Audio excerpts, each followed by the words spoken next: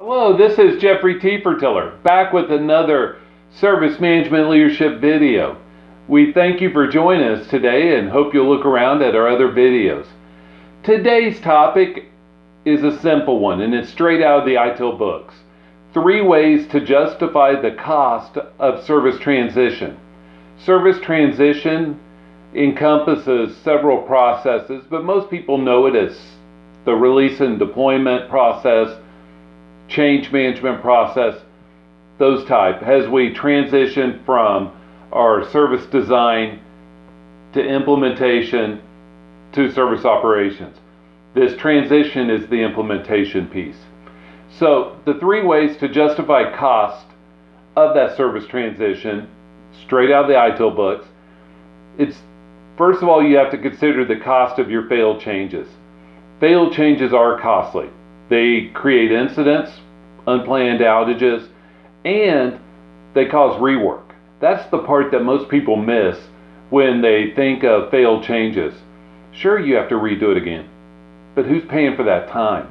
Is that time not allocated somewhere elsewhere to another project, another release or enhancement? So the cost of failed changes is much higher than most realize at first glance. Also, the extra cost of actual transition and transitioning a release to production versus the budgeted cost.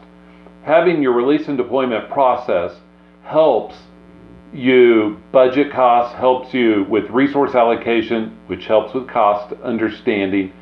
And so when you don't have that, sometimes your actual cost is much higher than your budgeted cost. Lastly, your errors found in your production testing, your transition testing, maybe they could have been found easier if you would have used service transition processes. So if you don't use those and you just put your changes into production and you don't have that end-to-end service testing, you could have errors, right? You could put things into production that you really shouldn't have.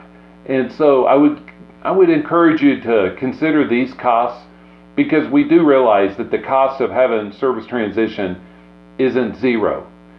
But there is a value principle there.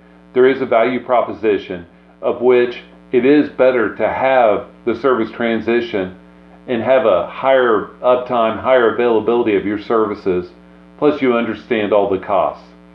One thing I want to add that's not in the ITIL books is the cost of your regulatory. Think about your regulatory fines, whether it's HIPAA, whether it's SOX, whatever it is, PI, whatever it is. Just having those service transition processes helps you have control, which limits your exposure to fines for these regulatory. In addition, you do have cost of downtime that needs to be figured. Every company has a way to calculate downtime.